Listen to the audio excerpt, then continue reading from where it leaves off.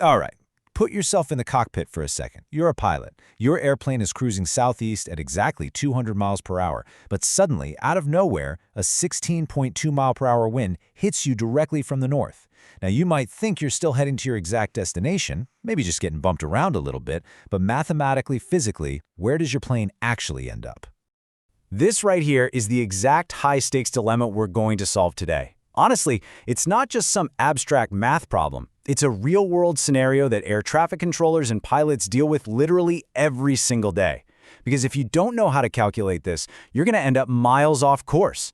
So, by the end of this explainer, you're going to completely understand the underlying concept of vectors, the formulas behind them, and exactly how to apply them to solve our airplane scenario. Here is our roadmap. 1. The airplane dilemma. 2. What exactly is a vector? 3. Adding and scaling vectors. 4. The component form. 5. The dot product. And 6. Solving the airplane problem. Section 1. What exactly is a vector? Direction and magnitude. Okay, to solve our airplane problem, we first have to build a solid mathematical foundation to describe movement and force. And that language? It's the vector. Simply put, a vector is a specific quantity drawn as a directed line segment. Now think about a standard line in geometry, right? It just goes on forever in both directions. Well, a vector is totally different. It has a very strict initial point where it begins and a terminal point where it ends. It's defined by two absolutely fundamental things. First, its magnitude, which is the physical length of the line, representing speed or force, and second, its direction, which is indicated by the arrowhead. It tells you exactly how much and exactly where to.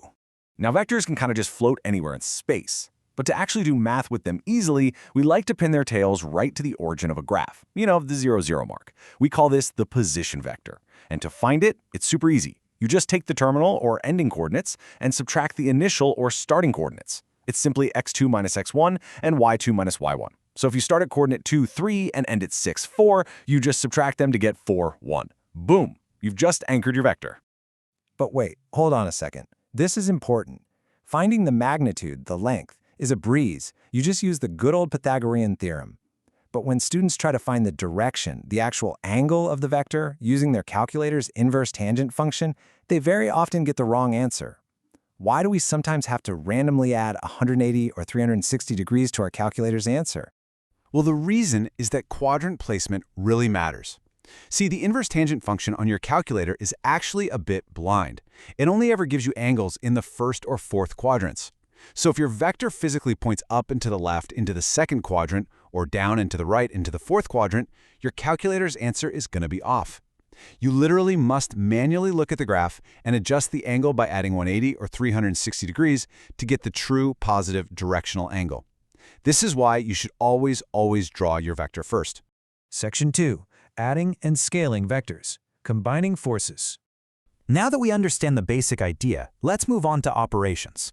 Because vectors can be modified and combined, which brings us to two main things we can do with them. First up is scalar multiplication. This is really just multiplying your vector by a regular, everyday number, a constant. If you multiply a vector by 3, you don't change its direction at all. You just stretch its length out to be 3 times as long.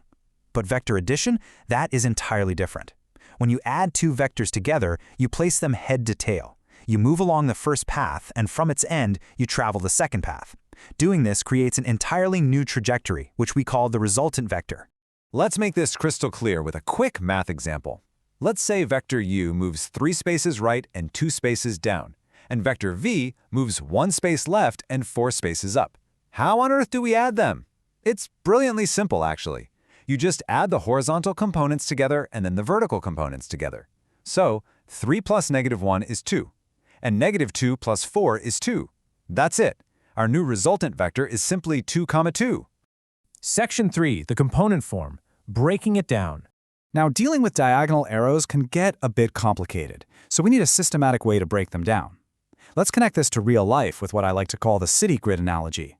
Imagine your vector is taking a helicopter directly and diagonally from your hotel straight to a museum. It's the fastest, straightest path possible. But what if you have to walk? Well, you can't exactly walk diagonally through skyscrapers. You have to walk east along the horizontal city blocks and then north along the vertical city blocks to get to that exact same museum. Those horizontal and vertical walking paths, those are the components of your diagonal vector. In math, we describe these city blocks using unit vectors. We call one horizontal step to the right I, and one vertical step straight up j. These are vectors with a perfect tidy length of exactly 1.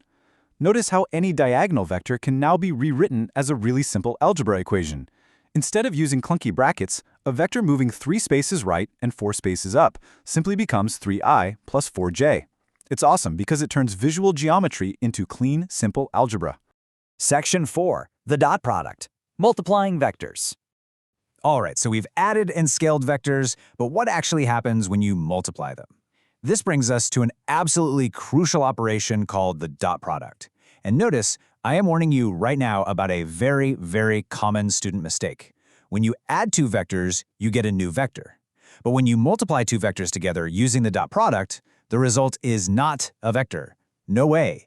It is a single, regular number, a scalar. Let's look at this table together to see just how simple the math actually is. To find the dot product, you just take the horizontal components of both vectors and multiply them. Here, 5 times -3 is -15.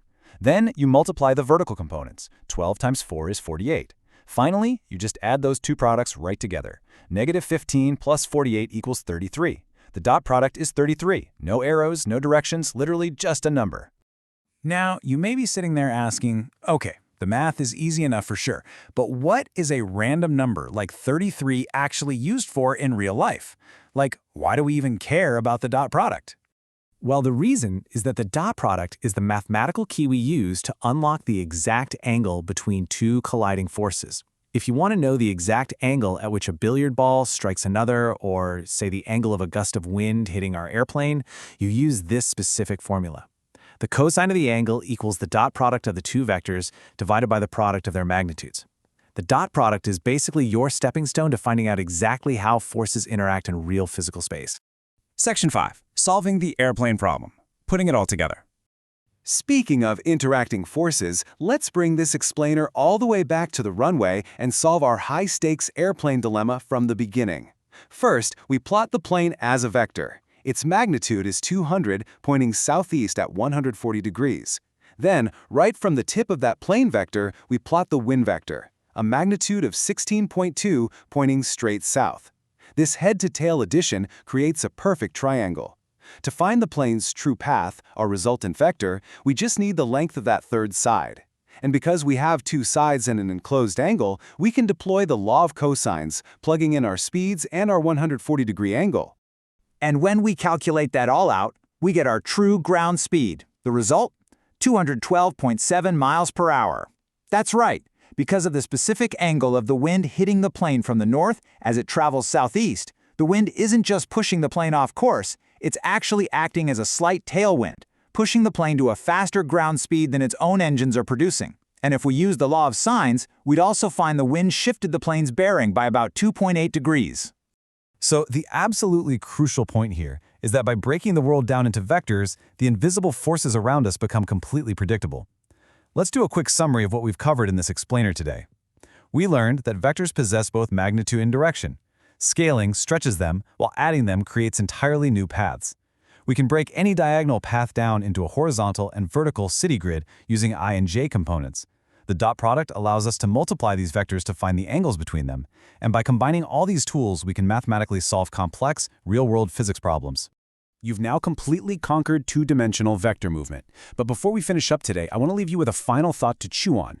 We just calculated our airplane's speed and drift on a flat 2D map. But what happens if that plane suddenly hits a vertical updraft, adding height and altitude into the mix? How do our unit vectors and dot products adapt when we tear them off the flat paper and throw them into full 3-dimensional space? Think about that, because that is exactly the mind-bending reality we're going to tackle in our next explainer. Keep learning, keep structuring your knowledge, and I will see you in